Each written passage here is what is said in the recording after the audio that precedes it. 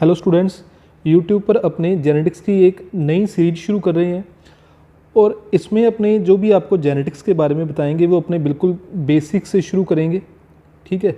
और इसमें अपना जो भी कंटेंट होगा वो आपके लिए हेल्पफुल होगा आपके बीएससी के एग्ज़ाम में और आपके एमएससी के एग्ज़ाम में। ठीक है। फिर वो चाहे अपने एग्रीकल्चर की बात करें या अपने मेडिकल की बात करें। ठीक है।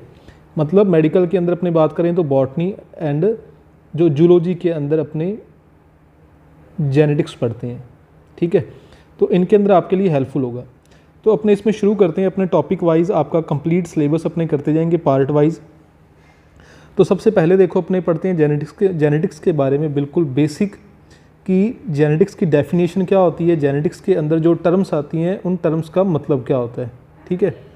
तो सबसे पहले इसकी डेफिनेशन है कि जेनेटिक्स होती क्या है। तो बायोलॉजी की एक ब्रांच होती है, अपने को पता ही है, बायोलॉजी की जैसे बॉटनी ब्रांच है, जूलॉजी ब्रांच है, तो उसी प्रकार जेनेटिक्स भी बायोलॉजी की ही ब्रांच है जिसके अंदर अपने किसकी स्टडी करते हैं, हेरिडिटी एंड वेरिएशन की स्टडी करते हैं। ठीक है। मतलब हेरिडिटी का मतलब क्या होता है, अनुवांशिकता, और वेरिएशन का मतलब क्या होता है, विविधता। तो बायोलॉजी की ऐसी ब्रांच जिसके अंदर अपने किसका अध्ययन करते हैं, अनुवांशिकता और विविधता का अध्ययन करते हैं, उस ब्रांच को अपने क्या बोलते हैं, जेनेटिक्स बोलते हैं। तो इसमें अपने इन दोनों डेफिनेशन के बारे में सबसे पहले पढ़ते हैं कि जो हेरिडिटी क्या होती है और वेरिएशंस क्या होती हैं। तो सबसे पहले देखो अपने पास जो डेफिनेशन आती है वो आती है वेरिएशन की। ठीक है। वेरिएशन को अपने हिंदी में क्या बोलते हैं, विविधता। तो वेरिएशन या विविधता की डेफिनेशन क्या होती है, इसे अपने इस डायग्राम के द्वारा जो पिक्चर शो हो रखी है इससे भी अपने समझेंगे। तो वेरिएशन का मतलब आपको नाम से ही कुछ क्लियर हो रहा होगा कि मतलब जो चीज़ें सिमिलर नहीं है, कोई ना कोई उनमें डिफरेंस होगा। तो वेरिएशन का मतलब अगर अपने जेनेटिक्स में देखें तो इसका मतलब क्या होता है कि जो सेम जो पेरेंट्स हैं, जो उनकी दो ऑफस्प्रिंग हैं, या ये क्या कहते हैं कि पेरेंट्स और ऑफस्प्रिंग के अंदर जो डिफरेंस होता है, जो अंतर होता है, उसे अपने क्या बोलते हैं, वेरिएशन बोलते हैं। इस पिक्चर में आप देखो यहाँ पे क्या है कि ये अपने पास पेरेंट्स हैं। ठीक है। एक मॉम है और एक क्या डैड, ये है इनकी डॉटर। तो यहाँ पे ये क्या जो पिक्चर शो कर रही है कि ये जो डॉटर है, इस डॉटर के जो हेयर हैं वो हेयर कैसे हैं, जैसे कि उसकी मदर के हैं। ठीक है। जो हेयर का कलर है वो बिल्कुल कैसा है, जैसा कि मॉम का है। और जो आइज़ हैं वो आइज़ भी कैसी हैं, डिट्टो वैसी ही हैं जैसी किसकी हैं, जैसे कि उसकी मदर की हैं। लेकिन जो उसके जो ईयर हैं, उन ईयर का साइज़ कह लो या ईयर का जो शेप कह लो, वो कैसा है, जैसा कि उसके डैड का है। तो मतलब यहाँ पर जो डॉटर है वो डॉटर बिल्कुल डिट्टो कॉपी नहीं है, ना तो वो डिट्टो कॉपी है अपनी मॉम की, ना ही वो डिट्टो कॉपी है अपने डैड की। उसमें जो कुछ करैक्टर हैं वो तो कहाँ से आए हैं, मदर से आए हैं, और जो कुछ करैक्टर हैं या कुछ जो सिमिलैरिटीज़ हैं वो कहाँ से आई हैं, उसके फादर से आई हैं। ठीक है। तो मतलब ये क्या होती है, वेरिएशन होती है, मतलब उनमें चीज़ें वेरी करती हैं। ठीक है। कुछ करैक्टर मदर से आते हैं और कुछ किससे आते हैं, फादर से आते हैं। तो यही अपनी जो सेकंड डेफिनेशन है, इस सेकंड डेफिनेशन में देखो ये क्या कहता है कि पेरेंट्स और ऑफस्प्रिंग में, ठीक है, पेरेंट्स और ऑफस्प्रिंग में जो अंतर होता है उसे अपने क्या बोलते हैं, वेरिएशन बोलते हैं। तो यहाँ पर आप देख सकते हो कि ये जो अपने पास पेरेंट्स हैं, इन पेरेंट्स और ये जो उसके पास जो ऑफस्प्रिंग है, इस ऑफस्प्रिंग के अंदर जो भी डिफरेंस है, ठीक है, तो उनमें जो डिफरेंस होता है उसे अपने क्या बोलते हैं, वेरिएशन या विविधता बोलते हैं। नेक्स्ट डेफिनेशन है अपने पास हेरिडिटी, क्योंकि जो अपने डेफिनेशन पढ़ी थी जेनेटिक्स की, कि जेनेटिक्स की डेफिनेशन क्या होती है कि बायोलॉजी की वो ब्रांच जिसके अंदर अपने किसकी स्टडी करते हैं, हेरिडिटी और वेरिएशन। वेरिएशन के बारे में अपने पढ़ लिया कि वेरिएशन क्या होती है, जो पेरेंट्स और ऑफस्प्रिंग के अंदर जो डिफरेंस होता है, जो अंतर होता है, उसे अपने क्या बोलते हैं, वेरिएशन। नेक्स्ट अपने देखते हैं हेरिडिटी की। तो हेरिडिटी का मतलब क्या होता है कि जो करैक्टर हैं, उन करैक्टर का पेरेंट्स से प्रोजेनी में, मतलब बच्चों के अंदर या ऑफस्प्रिंग में ट्रांसफ़र होना क्या कहलाता है, हेरिडिटी कहलाता है। जैसे यहाँ पर करैक्टर है, जो हेयर के कलर हैं वो भी क्या है, एक करैक्टर है। जो आइज़ का कलर है या आइज़ की शेप है वो भी क्या है, एक करैक्टर है। जो ईयर का साइज़ है या ईयर की जो शेप है वो भी क्या है, अपने आप में एक करैक्टर है। तो ये यहाँ से जो करैक्टर हैं वो क्या हो रहे हैं, यहाँ से ये करैक्टर जो पेरेंट्स हैं उन पेरेंट्स से किस में जा रहे हैं, जो प्रोजेनी है, प्रोजेनी यहाँ पे कौन है, डॉटर। ठीक है।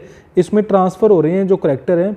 तो जब करैक्टर पेरेंट्स से प्रोजेनी के अंदर ट्रांसफ़र होते हैं तो उसे अपने क्या बोलते हैं, उसे अपने बोलते हैं हेरिडिटी या अनुवांशिकता बोलते हैं। ठीक है। तो ये इसकी डेफिनेशन आपने याद रखनी है कि करेक्टर्स का पेरेंट्स से प्रोजेनी में ट्रांसफ़र होना क्या कहलाता है, हेरिडिटी कहलाता है। यहाँ पर एक चीज़ आपने ये भी याद रखनी है कि पेरेंट्स के जो सभी के करेक्टर है ना, पेरेंट्स के अंदर काफ़ी सारे करेक्टर होते हैं, वो सभी करेक्टर प्रोजेनी में ट्रांसफ़र नहीं होती। प्रोजेनी के अंदर जो करेक्टर ट्रांसफ़र होते हैं उन करेक्टर को अपने क्या बोलते हैं, उन करेक्टर को अपने बोलते हैं जेनेटिकली बेस्ड करेक्टर। ठीक है, आनुवांशिक लक्षण या आनुवांशिक आधारित लक्षण या जेनेटिकली बेस्ड करेक्टर। ठीक है, तो जो करेक्टर पेरेंट्स से प्रोजेनी में ट्रांसफ़र होते हैं उसे अपने क्या बोलते हैं, हेरिडिटी बोलते हैं। नेक्स्ट यहाँ पे इम्पॉर्टेंट डेफिनेशन आती है इनहेरिटेंस की। इनहेरिटेंस को अपने हिंदी में क्या बोलते हैं भी, वंशागति। इनहेरिटेंस को अपने क्या बोलते हैं, वंशागति। तो वंशागति क्या है, ये एक प्रोसेस है। ठीक है, जिस प्रोसेस के द्वारा जो अनुवांशिक लक्षण, मैंने आपको अभी बताया था कि जो अनुवांशिक लक्षण है या जो जेनेटिकली बेस्ड करेक्टर हैं वो कौन से होते हैं, मतलब वो करेक्टर जो एक जनरेशन से दूसरी जनरेशन में ट्रांसफ़र होते हैं, मतलब जो पेरेंट्स से किस में जाते हैं, जो प्रोजेनी में जाते हैं, मतलब मदर या फादर से जो बच्चों में करेक्टर ट्रांसफ़र होते हैं ना, उन्हें अपने क्या बोलते हैं, अनुवांशिक लक्षण या जेनेटिकली बेस्ड करेक्टर बोलते हैं।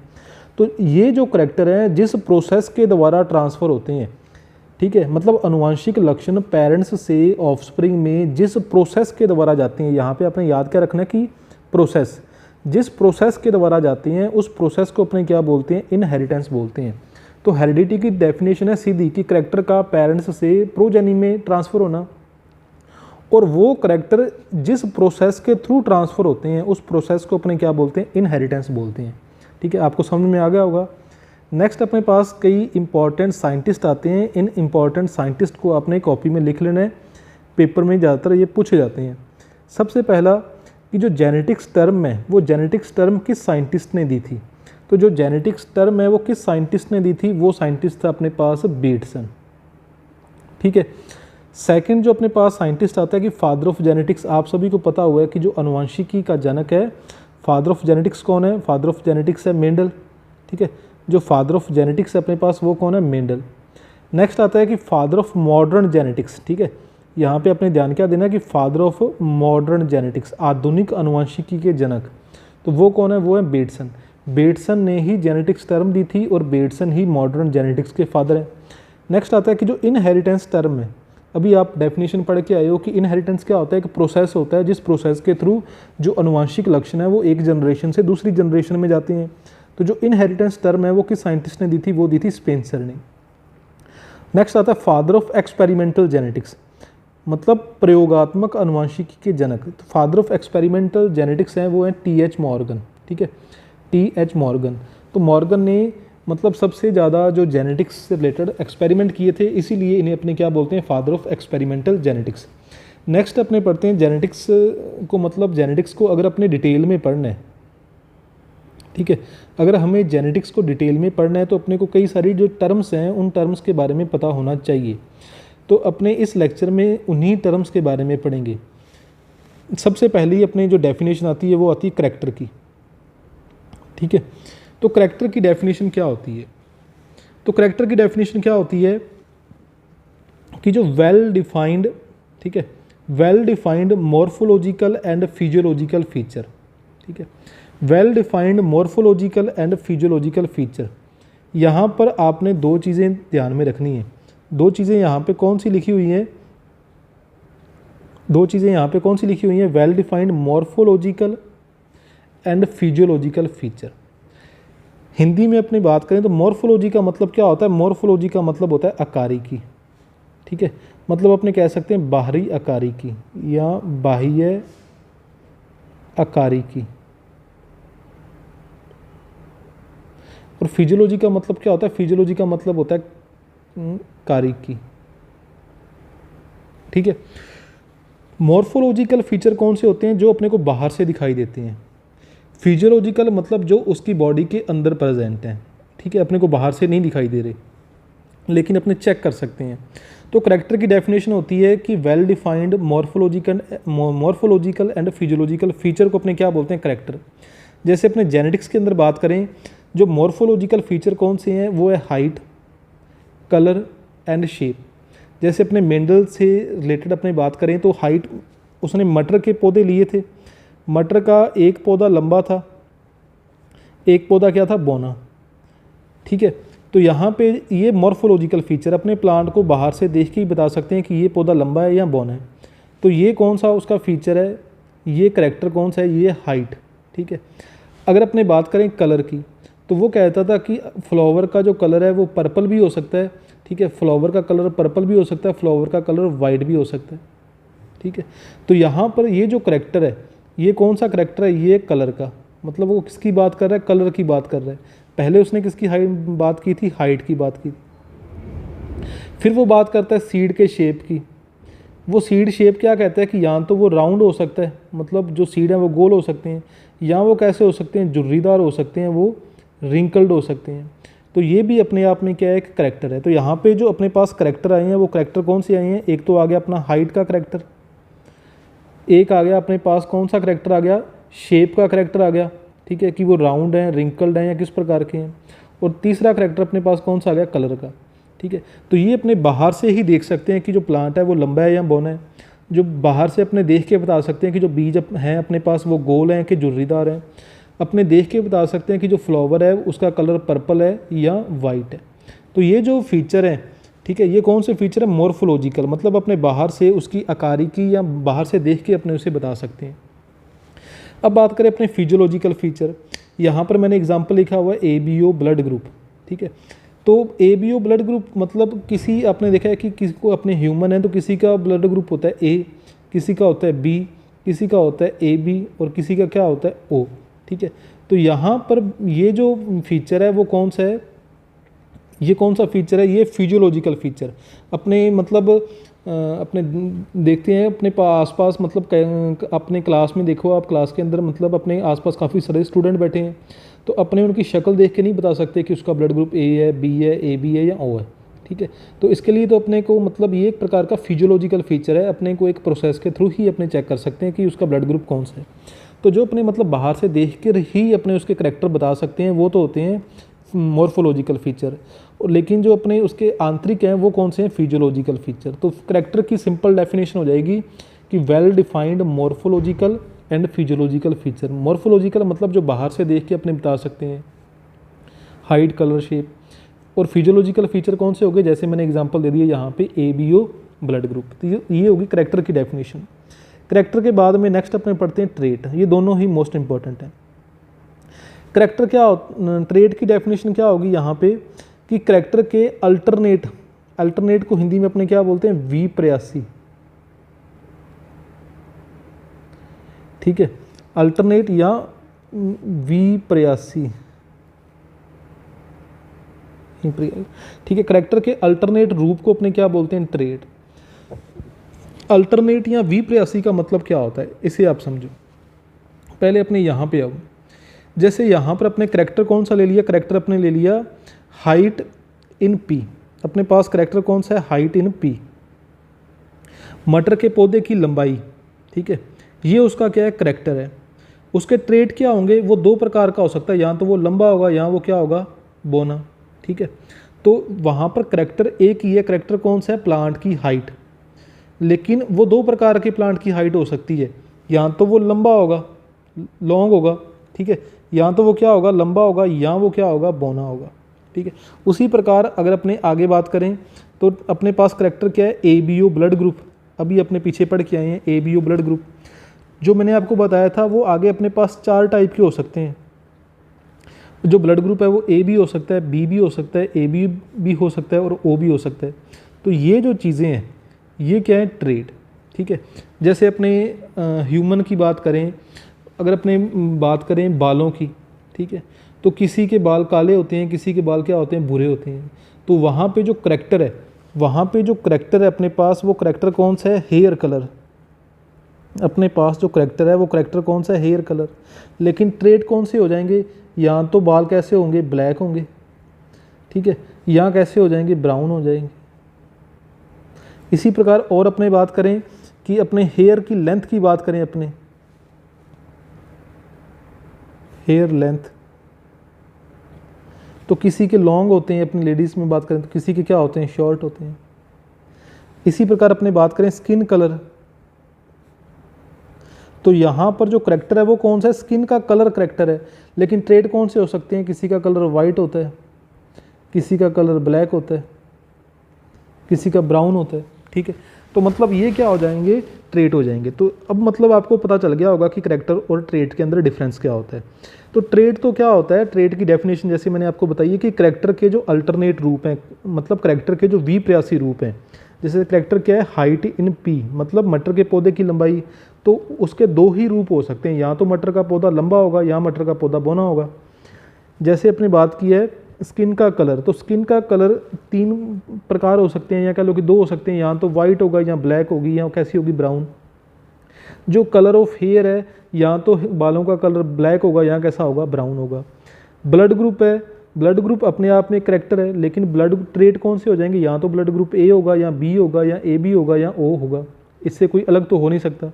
तो इस प्रकार डेफिनेशन आपने याद रखनी है कि करैक्टर के जो अल्टरनेट रूप होते हैं उसे अपने क्या बोलते हैं, ट्रेट बोलते हैं। अब यहाँ पर आप देख सकते हो कि ये जो करैक्टर है हाइट इन पी, इसके ट्रेट कितने हैं, इसके 2 ही ट्रेट पड़ते हैं अपने, एक लंबापन और दूसरा बोनापन। और यहाँ पे आप देख रहे हो कि जो ब्लड ग्रुप है उस ब्लड ग्रुप के कितने ट्रेट हैं, ए बी और ओ। मतलब याद ये रखना है कि जो करैक्टर है उस करैक्टर के जो ट्रेट हैं वो 2 भी हो सकते हैं या वो 2 से ज़्यादा भी हो सकते हैं। जैसे यहाँ पे लिखा हुआ है कि ईच करैक्टर, मतलब हर करैक्टर हैव 2 और मोर देन 2 ट्रेट, मतलब हर करैक्टर के 2 या 2 से ज़्यादा क्या हो सकते हैं, ट्रेट हो सकते हैं। जैसा आपको यहाँ पे दिख रहा है, ठीक है, यहाँ आपने देख रहे हैं कि यहाँ पर कितने, यहाँ पे 2 ट्रेट हैं, एक लॉन्ग है और दूसरा डिवार्फ है। यहाँ पे आप देख रहे हो कि यहाँ पे कितने अपने पास 4 ट्रेट हैं। ठीक है, तो ये अपना होगा ट्रेट की डेफिनेशन। एक बार इसे अपने थोड़ा साफ कर देते हैं। नेक्स्ट अपने पास जो डेफिनेशन आती है वो कौन सी आती है, वो आती है भी अपने पास जीन की डेफिनेशन। ठीक है, नेक्स्ट कौन सी आती है अपने पास, जीन की डेफिनेशन। तो जीन के बारे में अपने पढ़ते हैं। तो functional segment of genetic material, ठीक है, हिंदी में लिखा हुआ है कि अनुवांशिक पदार्थ के जो सक्रिय भाग है या क्रियात्मक भाग है उसे अपने क्या बोलते हैं, जीन बोलते हैं। जेनेटिक मटेरियल क्या होता है, जेनेटिक मटेरियल हो सकता है या तो डीएनए या क्या हो सकता है, आरएनए। ठीक है, मतलब जो यूकैरियोटिक होते हैं उन सभी यूकैरियोटिक के अंदर लगभग सभी के अंदर ही क्या होता है, डीएनए होता है। ठीक है, और कुछ के अंदर जैसे वायरस है उनके अंदर क्या होता है, आरएनए जेनेटिक मटेरियल होता है। तो यहाँ पे अपने एक सिंपल डायग्राम बना लेते हैं समझने के लिए। मान लो ये क्या है, ये है अपने पास जेनेटिक मटेरियल, अपने सिंपल बनाया समझने के लिए। ये अपने पास एक जेनेटिक मटेरियल है, मान लो ये डीएनए है, इस पर क्या प्रेजेंट है, इस पर ये प्रेजेंट है, क्योंकि आपको पता है डीएनए पर क्या पाए जाते हैं, जीन पाए जाते हैं। मान लो इसका एक पार्ट ये है, दूसरा एक मैंने यहाँ पे ये शो कर दिया, एक मैंने यहाँ पे ये शो कर दिया। अब यहाँ पे आपको 3-4 चीज़ें शो हो रही हैं। एक मान लो सेगमेंट ये है, एक सेगमेंट ये बन गया, एक ये बन गया, एक ये बन गया, एक ये बन गया। इसमें से ये वाला जो भाग है मान लो वो किसका निर्माण कर रहा है, मान लो ये वाला भाग किसका निर्माण कर रहा है, एमआरएनए का। समझने के लिए जो ये वाला भाग है वो किसका निर्माण कर रहा है, मान लो टीआरएनए का। और ये वाला भाग है मान लो किसका निर्माण कर रहा है, आरआरएनए का। समझने के लिए अपने बात कर रहे हैं सिंपल।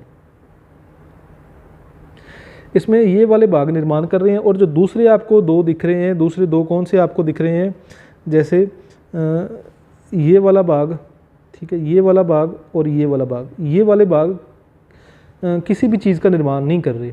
ठीक है, तो अपने जो जीन बोलेंगे, जीन सिर्फ किसे बोलेंगे, जीन सिर्फ अपने इस वाले पार्ट को ही बोलेंगे। इस वाले पार्ट को क्यों बोलेंगे, क्योंकि डेफिनेशन क्या कहती है कि functional segment of genetic material या अनुवांशिक पदार्थ के सक्रिय भाग को अपने बोलते हैं जीन। तो सिर्फ ये वाले भाग ही क्या हैं, सक्रिय हैं, ये वाले भाग क्या हैं, निष्क्रिय हैं, ये किसी भी चीज़ का निर्माण नहीं कर रहे। तो सिंपल डेफिनेशन याद रखनी है कि functional segment of genetic material, genetic material के जो सक्रिय भाग होता है उसे अपने क्या बोलते हैं, जीन बोलते हैं।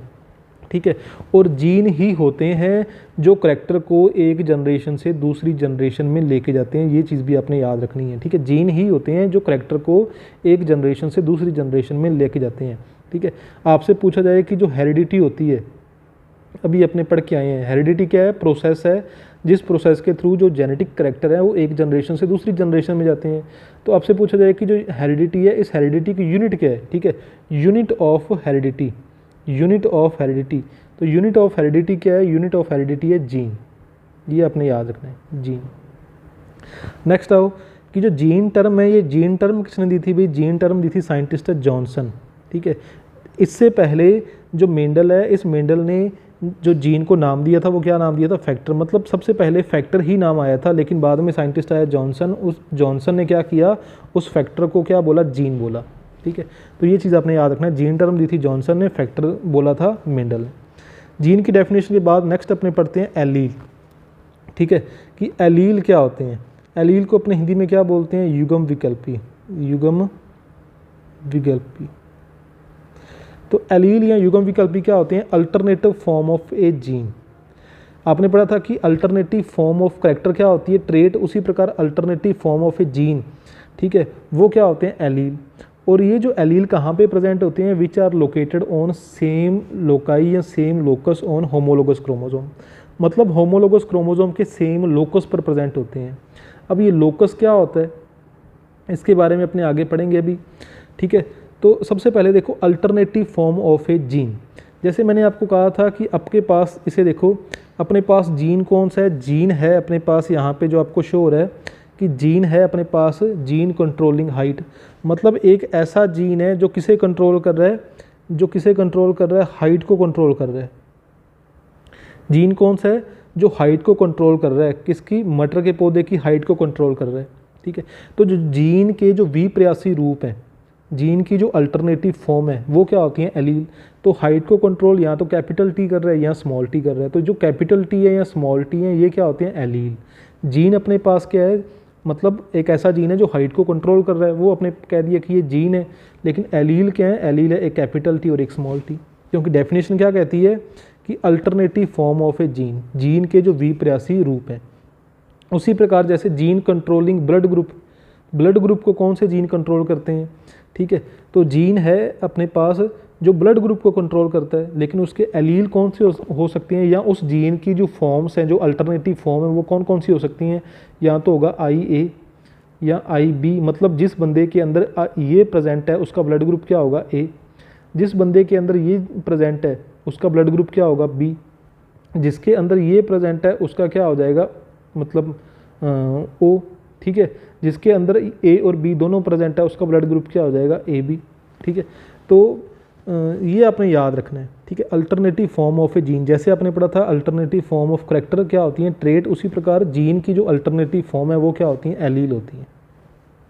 ठीक है, जैसे आपने पढ़ा हुआ है कि शेप, जीन कंट्रोलिंग शेप, जैसे मटर के पौधे में पढ़ा हो ना, जो शेप को कंट्रोल करते हैं, तो वो कौन से थे? जैसे वहाँ पे था R और R। मतलब ये वाला होगा तो वो राउंड है, ये वाला होगा तो वो कैसा होगा? झुर्रीदार। ठीक है, तो alternative form of A gene क्या होती हैं? एलील होती हैं। अब ये क्या कहता है कि जो एलील है वो कहाँ पे प्रेजेंट होती हैं? Which are located on same loci on homologous chromosome.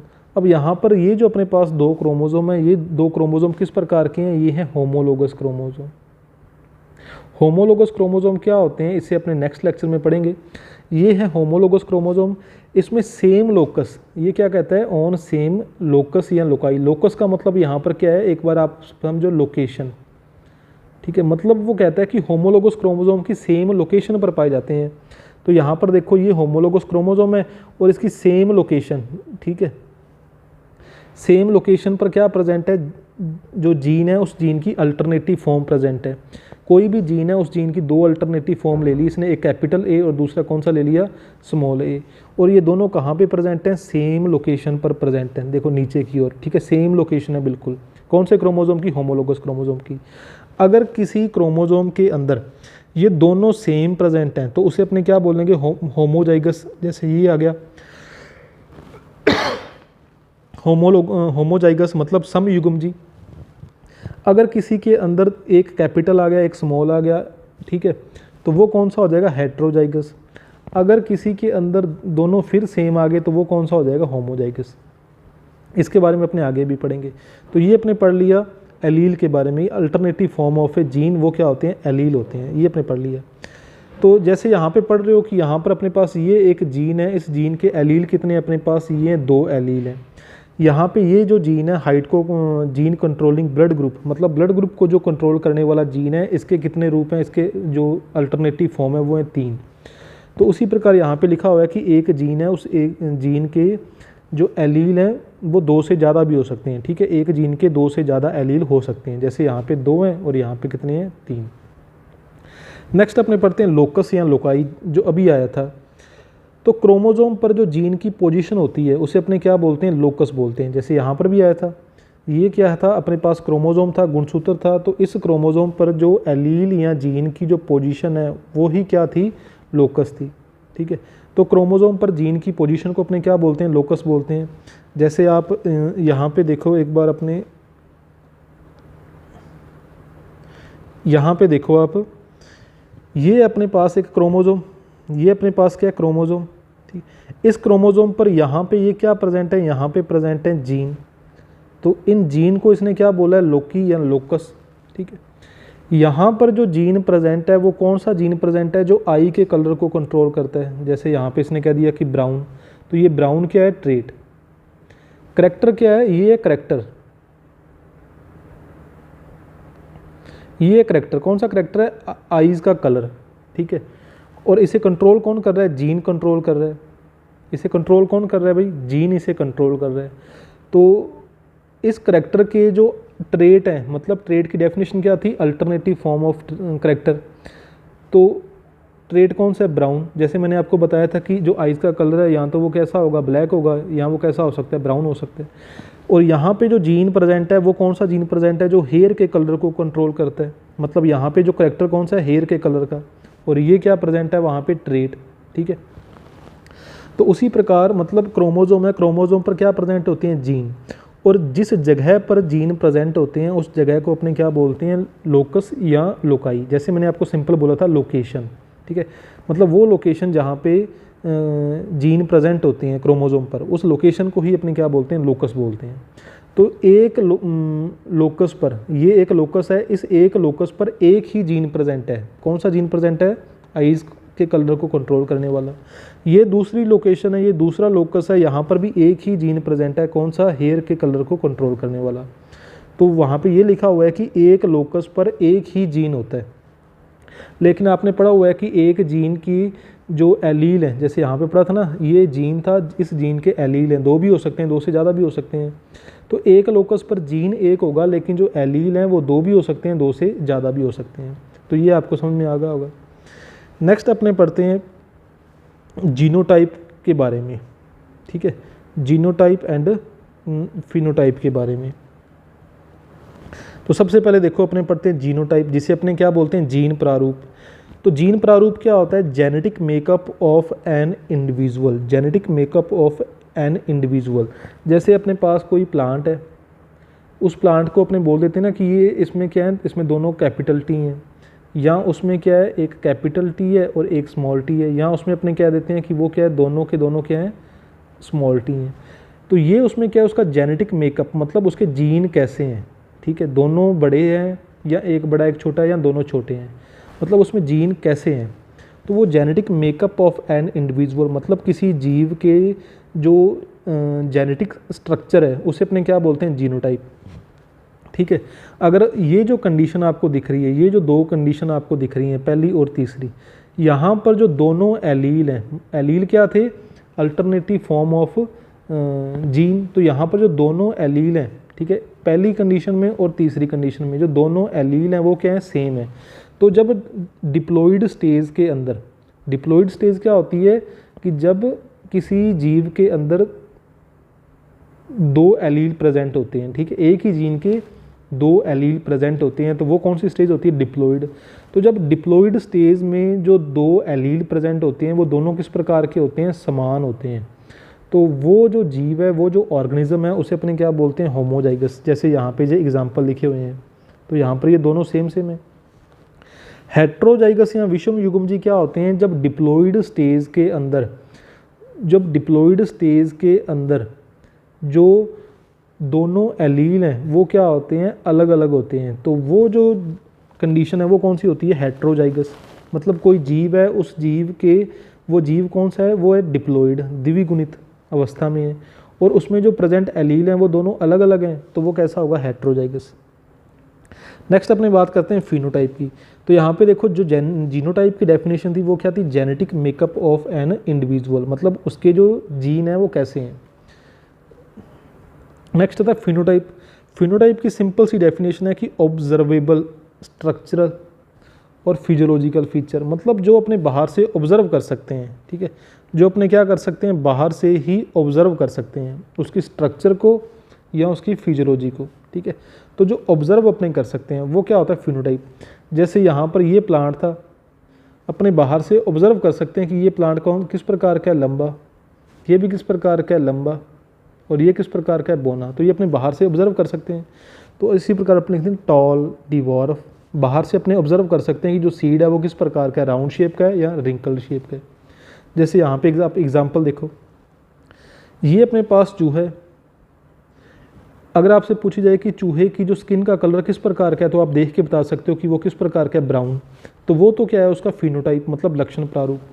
लेकिन जीनोटाइप मतलब उसके जेनेटिक मेकअप, उसका ये जो ब्राउन कलर है उसके बालों का, वो क्यों है, क्योंकि उसके अंदर उस प्रकार के जीन है, तो उसके अंदर ये उस प्रकार के जीन है जिसके कारण इसके बालों का कलर कैसा हो गया, जो ग्रे या ब्राउन हो गया, ठीक है। तो मतलब ये तो है उसका जीनोटाइप, मतलब इस चूहे के अंदर किस प्रकार के क्रोमोजोम है या किस प्रकार के क्रोमोजोम पर जीन प्रेजेंट है, और फिनोटाइप मतलब जो अपने को बाहर से दिख रहा है। नेक्स्ट अपने लास्ट दो डेफिनेशन रहेगी अपनी, डोमिनेंट एलील मतलब प्रभावी युग्म विकल्पी। डोमिनेंट एलील या प्रभावी युग्म विकल्पी मतलब वो एलील जो अपना प्रभाव हेट्रोजाइगस कंडीशन में दिखाते हैं। जैसे मैं आपसे पूछूं कि अगर ये कंडीशन है तो प्लांट किस प्रकार का होगा, प्लांट लंबा होगा कि बोना होगा, ठीक है, तो आप देख के बता दोगे कि प्लांट कौन सा होगा, लंबा होगा।